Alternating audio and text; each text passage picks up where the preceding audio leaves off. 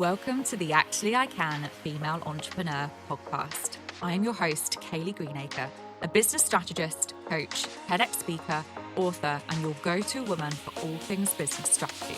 I am obsessed with supporting female entrepreneurs to grow unstoppable six and multi-six-figure businesses that they love, giving them the freedom and life that they desire.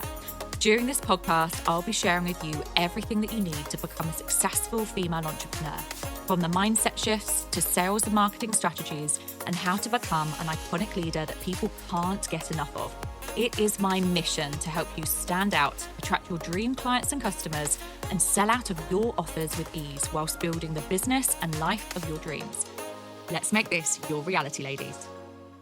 Hello, ladies, and welcome to another episode of Actually I Can, the Female Entrepreneur Podcast. I'm your host, Kayleigh Greenacre, and today I am joined by the fabulous Sam Hoyle, who is a financial strategist and accountant. And in this episode, we are going to be diving into all things cash flow, forecasting, and management in your business, which is such an important thing to manage as an entrepreneur. Sam, it's an absolute pleasure to have you here on the episode. How are you today? I'm really good, thank you. And thank you for inviting me on. I'm so excited to dive into this topic. And I think it's a topic that a lot of people are a little bit frightened and nervous about. So I'm really hoping that you'll be able to give our listeners a little bit of an insight and some tips and strategies in terms of exactly how to manage their cash flow. First of all, though, I always like to welcome our guests with a little bit of an introduction from yourself. Do you want to give us a little bit of a background to your story and your journey as a female entrepreneur? Yeah, of course. So I started Harmony Accounting, which is the company that I run, back in July 2022.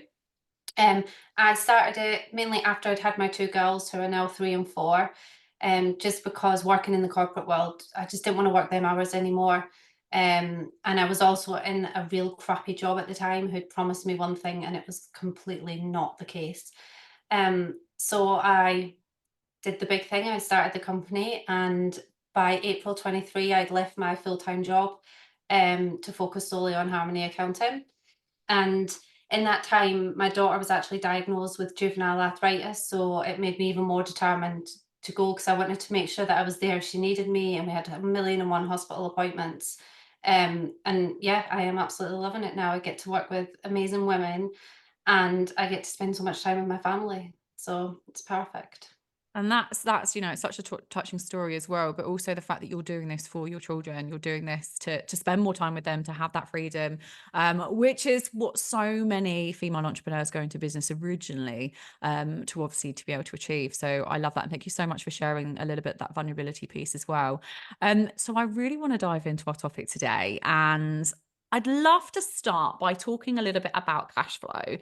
What would you say, as a financial strategist and also an accountant, what would you say are some of the most common mistakes that you see female entrepreneurs make when it comes to cash flow?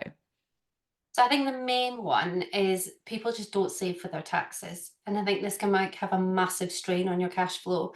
So I would say from day one, if you just put a percentage of your income aside for taxes, then you will always cover your tax bill. Don't dip into it. If you can't just put it in a pot and be tempted, put it into a completely separate account that you don't look at, so it doesn't feel like your own money, because in reality it isn't yours, it's the tax man's. So that's like number one tip, because if you get to January and you have to pull out a great big lump sum that you just have not planned for, then your cash flow just goes to pot. So yeah, 100% save for your taxes.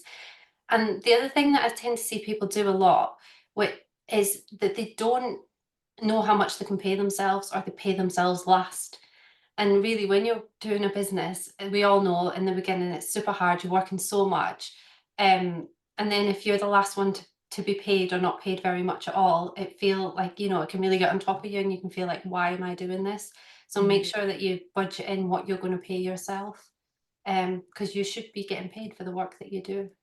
Absolutely. And I love the fact that, you touched on straight away there in terms of putting away for tax. And I know from my own experience, when I first started this business as well, because I've come from full-time employment, and potentially have the majority, it's so easy that way because you get paid after tax, after national insurance, after all of the, the outgoings and the other things. And I think as a female entrepreneur, all of a sudden you're faced with this, right, I've got to manage my own taxes. And again, I know it depends whether a sole trader or obviously a limited company, but there's so much to consider. And I remember being told by my accountant at the day one is to make sure you've got different pots. So I created in my business account separate pots to put separate money away for different things. And it was one of the best things that I did, because I think if I had money come into my account and I didn't put it away, exactly like you said, you might face that horrific time where all of a sudden you've got a massive tax bill and you haven't got the money to kind of pay it. And that's the last thing that anyone wants. So I love that advice for sure. What would you say then in terms of cash flow and profit? Because I know you've touched on obviously putting aside some money for tax there. And I know that there's lots of words, lots of words that come out, especially from financial strategists such as yourself and accountants. And I think some female entrepreneurs may not understand what all of those key terms and words are. Could you just explain the difference between cash flow and profit and why it's so important to understand both of these? Yeah, of course. So I pride myself on everything being jargon free. I feel like there is just no there's just no There's point in too trying many to words. confuse people. Yeah, just keep it simple. So cash flow in the simplest terms is just the money that comes in and out of your business every month. So it kind of just mirrors your bank statement. So it's literally the cash in and out. Mhm. And it like you need to manage your cash flow because you want to be in a positive cash flow so that you have enough money coming in to cover your expenses and your taxes and everything like that. And by having a cash flow forecast, what you can do is if you can see in the future if there is going to be a bit of a deficit at some point, you've already planned for it rather than it being like a shock in the month that is happening in and you think, what the hell am I going to do? Yeah. And then profit, on the other hand, so profit is your income and expense, like less your expenses, and then that's your profit. So the difference between that and being the cash is you might invoice somebody in June, for example, but they don't pay you till July. So it would show in your profit statement in June because that's when your invoice is dated and goes out, but the cash doesn't hit your bank until July. So Mm. that is how there can be a difference between the two. And if you don't manage your cash well, you can still look profitable, as in you've had more money in than your expenses are sort of offsetting against. But in terms of cash flow, because of that timing difference as to when you get the cash in, it could be that you have like cash flow problems. So that's how they don't match really. Yeah, amazing. Thank you so much for explaining that. So, for those of our listeners that are potentially at the earlier stages of their business, let's say in the first 12 months, because I do think that that's one of the most testing and challenging years as a female entrepreneur, your very first year, especially when it comes to money and Yes. finances. What strategies, and you've already mentioned the tax side of things, but what strategies would you recommend for improving the cash flow in the early stages of business, or at least keeping it healthy? Yeah. So I would definitely create yourself a cash flow forecast. It might sound like an overwhelming task, but really all it is sort of splitting a spreadsheet into 12 columns. So do it for the next 12 months. At the top, put how much you expect to bring in income. I mean, you can split this across the services that you have. Mhm. And then below, list all of your expenses that you know that you're going to have to pay out. And then make sure to include yourself. Don't forget about paying yourself. Um, and then that way you can see how much as well, if the expenses are going to be higher than your income initially, you can see how much you might need to invest into your business personally to get it off the ground. Because we all know we have to do that when we first start out. You know, it's not like money comes in from day one. But that gives you a good idea of how much you may have that you can put into your business as well, and at what point that may run out. Mhm. So that's a really good place to start. And then another thing to think about as well is if you are working, like a lot of my clients are service providers. So if they're working with somebody on, say, content strategy or coaching and things, is to think about whether you're going to have like a minimum term in place for working with somebody. So say they sign up for your content strategy package, it might be that you were just thinking about, right, it's month by month, but what you could introduce is having like a 3 month minimum term, because it probably takes that long for a strategy to be implemented anyway. And that gives you you've got that income coming in for the next 3 months as well. So it helps you to plan a bit better. Because I think that's not something people consider straight away because they're kind of a bit scared to to sell the service anyway. But if Yes. you do it from the start, then you know that's just is what it is, and it's not something you're having to bring in further down the line when you've already signed a load of clients set up. And another thing to think about is payment terms on your invoices. So some people might not think about it, but if you offer 30-day payment terms, but then you're having to pay all of your suppliers and things that you pay for either on like straight away or within 7 days, then that can cause you a bit of a cash flow issue.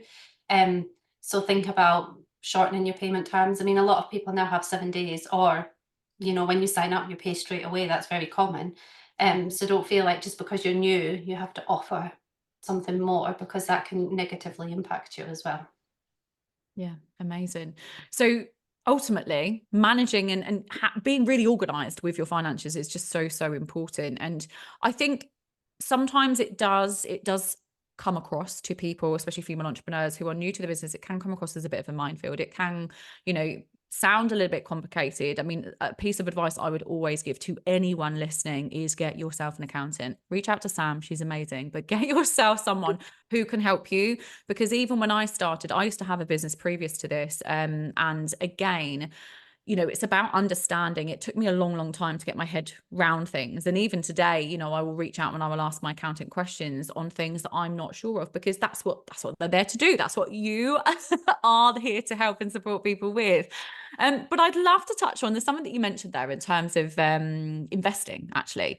And sort of, again, it all comes under that kind of umbrella of cash flow, but also investing. And obviously I'm going back to my own experience here of investing. At the very beginning of my business, I know a lot of my listeners already know this, I invested a lot of money before I made money, and I invested in things. And then once that particular container or service came to an end, I would reinvest my money. And especially because I was employed by my school at the time, I wasn't actually paying myself anything. I was literally reinvesting my money again and again and again and again to maximize my opportunity to learn as much as possible.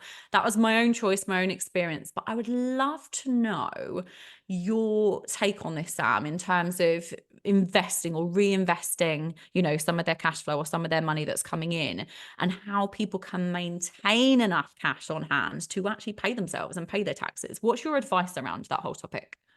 So I did the same. I invested a lot when I started. I'd never run a business before, so I needed help. So I asked for help, and I reinvested. And it really does pay off, doesn't it? Working with like other people who specialize in things that you don't, Yeah. it really helps to grow your business. And there's probably like a two-way doing like you did. If you're still employed and you do not need the cash out of the business that is generating, then use it to reinvest, because you've got it's a great time to do it, because you're still getting income in from your employed role. And obviously the more you reinvest, the more expenses you have, the less tax you pay initially as well. So it's not like you need to be putting masses away for taxes if you're using all your profits to reinvest into the business. So that's one way to look at it. If you are not getting any other income anywhere else, then what I would do is make sure that you're obviously putting away for taxes. You're putting money away to pay yourself, and it all depends on how much you need to pay yourself. Work out how much your personal bills are, how much you need to pay yourself. Mm. Um, and then what's left, think about whether I would always make sure you've got a bit of an emergency pot starting to build as well. Even if it's just as little as 2 to 5% of your income initially, just have something building up, so that if there are months where it's a struggle on cash flow, or it's slower, if it's seasonal, like a lot of people have said August has been really quite quiet, that type of thing, you can use some of that emergency pot to top up your income if you need to. And then anything left, you can look to reinvest into your business. If you have a cash flow forecast, it's really good way to you can just manipulate the figures and play around with it. So if you're going to need to hire a new team member, which I've just done personally, I was able to know like 6 months ago that come September, yeah, I can hire 2 more team members. I have the money to reinvest into doing that. So I think it is just a case of making sure as well what you're investing in is going to help you get closer to your goals as well. Because there's Absolutely. like, I did have shiny object syndrome when I first started and I wanted everything. I think everyone does, doesn't they? Yeah. And it's We like, oh, all I don't done know that. this and I don't know that and I want this and I want that. But I think you really have to take a step back, don't you, and make sure that what you're investing in is going to help you to grow your business and generate income in the future. Because that's why we invest, really, isn't it? Absolutely. Investing smartly, choosing wisely, and then, like you said, just making sure you can afford it. But also, and from a strategist perspective, I would always say, make sure you're investing in things that you are going to, 3 times or 10 times your investment back, whatever it is, depending on the container and the service, obviously. But, you've always got to look at what is the return on that investment. And I think, yeah, absolutely, that's a great way to look at it and managing that. And so many people nowadays as well. And again, this is speaking from my own experience. I'm very much one of those people that if I invest in something, I have to pay it all off there and then. I'm like, no, 20K, go. Let's just pay it. Let's get it done. Then I don't need to look at it again because I'm I'm that person. But obviously I wouldn't be able to do that if I obviously hadn't built the business and been able to kind of make those investments. However, there are so many people nowadays that do offer incredible payment plans. They make it affordable for people. So I would always recommend to people, and I'm sure you would as well, but look at their options, because people nowadays are more and more supportive and trying to support you in investing, so that you can afford it. And so it's financially comfortable for everyone. Yeah, exactly. That's like, and a lot of people now as well, they don't even charge any more to Yeah, split it over 12 months. So it's not like you're paying a premium for it. So if it is going to help you and it's going to stop you worrying that you've just cleared out, your savings to do it, but you sort of drip feed it across, then yeah, it's definitely the right way to go about it. absolutely. So we touched a little bit on as well. You said sort of putting away a little bit of in like an emergency pot, etc. Why don't we dive a little bit into this whole concept around slower months? Now, I know at the moment, as we're recording this episode, we're in the middle of the summer holidays. So it's currently August when we're recording this. And I know that so many people worry and panic about the summer months, and they also worry about December. What would your advice be to our listeners to, again, to help them manage a healthy cash flow, but during these slower months and seasons? So I would always make sure you have this sort of emergent. I mean, people call it an emergency fund. Like there's lots of names for it, a Yeah. contingency pot. Um, but basically, make sure that you're building that up over the months that aren't slower, so that when you get to a slower month, that's there to be used. If you're usually bringing in 5 grand a month, and in August you're bringing in three, but you've got this pot of money built up, you can use that to like top your income back up to what you used to. And then when it's busier again, use it to top back up the emergency fund. Um, the other thing as well, I think, is obviously like, just plan for it. Like you say, August's probably quieter, December is probably quieter. So if you already know that, then just, plan for it in your forecast and in your budgeting, rather than sort of getting to December and panicking because it is quieter, but it's quite commonly quieter. Because, well, you know yourself, you're super busy with Christmas, especially if you've Yeah. got kids as well. It's just manic, isn't it? So, um, yeah, so I would think about that. Or the other thing as well is, if you've got, what I say to some people is, if they know it's going to be quieter, then why not like host like some sort of paid masterclass or release a passive income product that might help to generate a bit more income when it comes to those months as well. Mm, But it's just all a case of planning, isn't it? Like thinking absolutely. and planning. Absolutely. And I know earlier you touched on financial forecasting. So I know we've talked an awful lot about cash flow. Financial forecasting, though, are there any tools or resources that you would recommend to people to really get ahead of the game and to really be able to oversee their financial forecasting? So you can just like, I've created a spreadsheet, a template that's like all singing, all dancing. I love spreadsheets. I'm an accountant, it's it's like a given. But you really can just have like a basic spreadsheet that will give you the information that you need to put into it. But the best way to get the information out is if you use some sort of cloud accounting software. You can get a lot of the information out and it does a lot for you. So it saves you keeping a million and one spreadsheets. And also, most people don't keep them up to date. It's the last thing on their to-do list. And then their financial data doesn't actually become helpful because it's so out of date.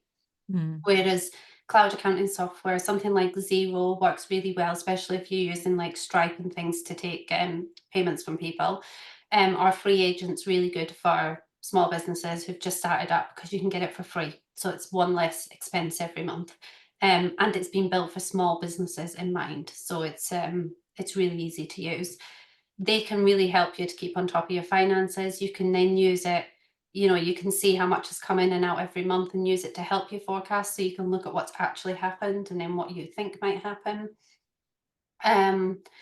And then I think as well, just like reviewing your expenses and stuff, regularly, because a lot of people pay. I mean, I've done it where I pay for memberships and things, and I am not utilizing them. I'm not using them. It might not be a great cost every month, but the thing to me is I sometimes get annoyed that I'm paying for it and not finding the time to use it. So sometimes it's best just to cancel it. I think you don't have that sort of, well, I'm still not using that thing.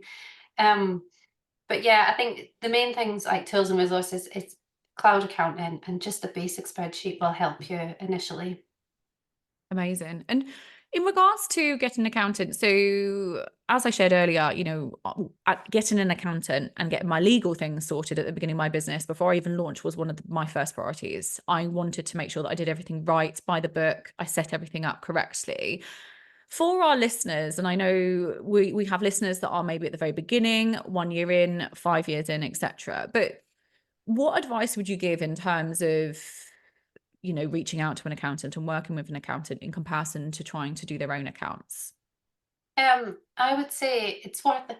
Make sure you find the right accountant. You want to make for sure you find somebody who you feel comfortable talking to, because I know a lot of people don't like to talk about money.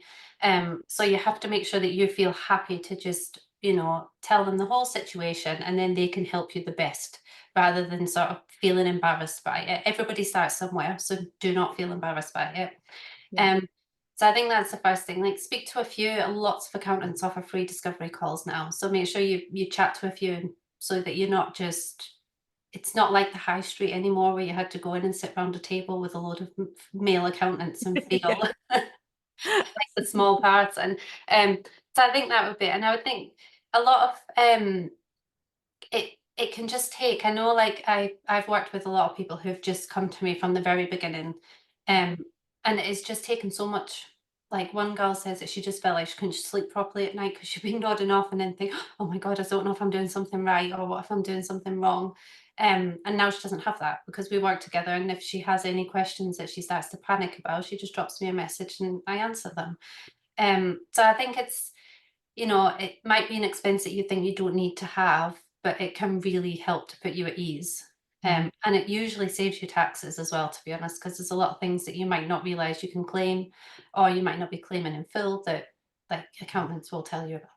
Absolutely. And, for our listeners, Sam actually came into my program Unstoppable and also my membership, and she delivered the most incredible training. And you could just see light bulb moments going off with some of my clients going, oh, I didn't know I could do that, or save, through paying taxes through this particular expense, etc.